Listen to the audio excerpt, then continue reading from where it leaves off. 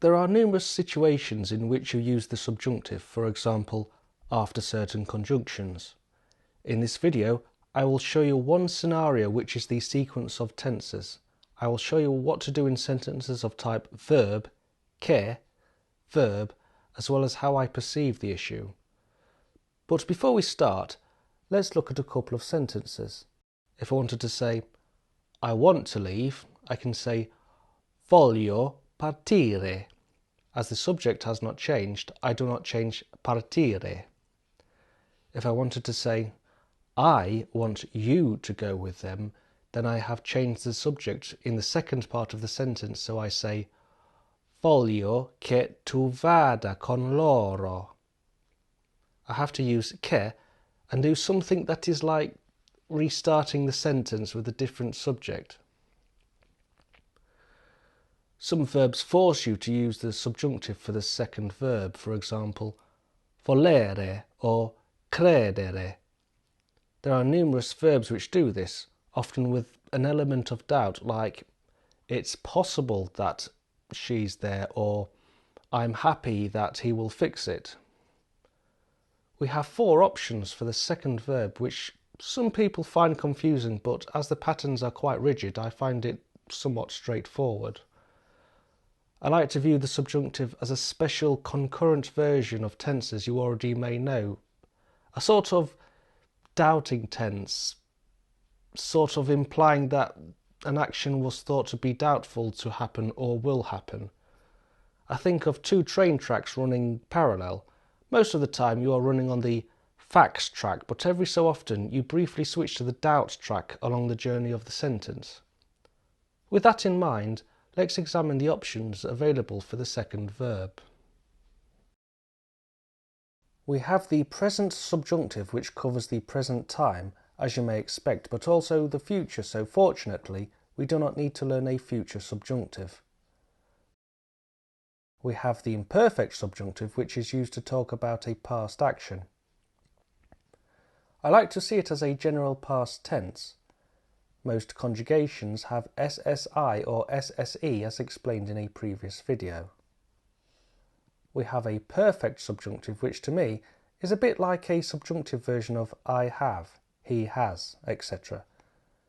The conjugations of avere or essere follow some of the patterns mentioned in previous videos, even though they are irregular verbs. You use abbia and similar words with verbs that use avere.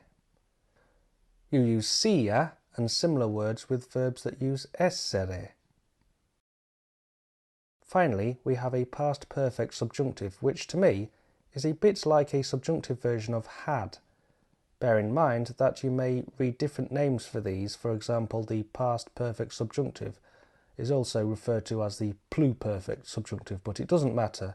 I still think of it as a sort of had tense without worrying about the official names for them. Perhaps you may wish to pause the video at this point. So, how do we know which one to use? Well, when selecting which version of the subjunctive to use, I become aware of when 2 actions happen. 2 things can happen at the same time, or one further back in time. If I wanted to say, I doubt that he fixed the television, then I am doubting in the present time, and the repair of the television happened further back in time. If I said, I asked him if he had bought a car, then you can see that the question happened in the past, but the buying of the car happened even further back in time. The awareness of when things occur is necessary when you look at the sequence of tenses. The subject matter is a little more complicated than what I'm about to portray, but this should be sufficient for possibly every sentence that you may make using the subjunctive. If the first verb is in the present tense, future tense, or a command, we have 2 options for the second verb. If the first verb is in a past tense or any conditional tense, we have 2 other options for the second verb. I think most of the time you will only have to concern yourself with sentences where the first verb is in the present tense or a past tense. If it is in the present tense, the second verb will be in the present subjunctive if that action happened at the same time or subsequently.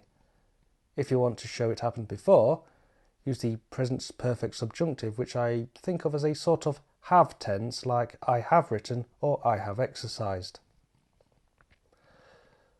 If the first verb is in a past tense, the second verb will be in the imperfect subjunctive if it happened at about the same time, or if you want to show it happens before, use the past perfect subjunctive, which I think of as a sort of had tense.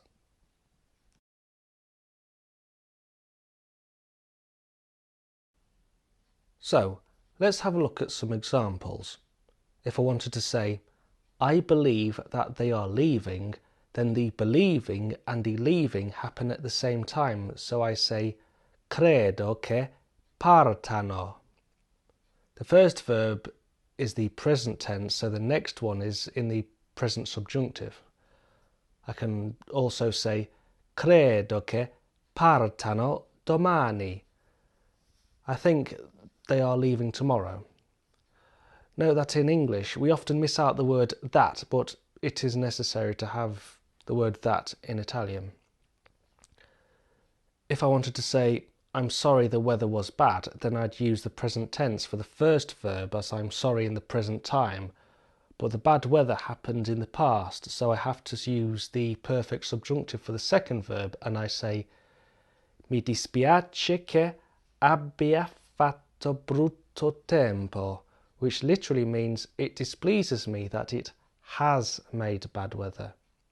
If I said he wanted us to be ready at 9, then I use the imperfect tense for the first verb, so that means I have to use the imperfect subjunctive for the second one, which gives us voleva che fossimo pronti alle 9.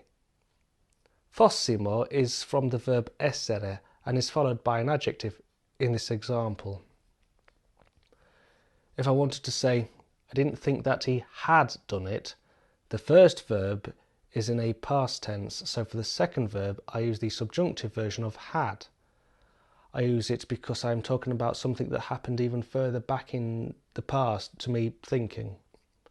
I say, non pensavo che l'avesse fatto. I didn't think that he had done it. I think that's enough information to digest for now. Bear in mind that in informal speech some people do not use the subjunctive, but I suggest that at least in writing you use it. I hope that I've helped you with deciding which version of the subjunctive to use, and thank you for watching.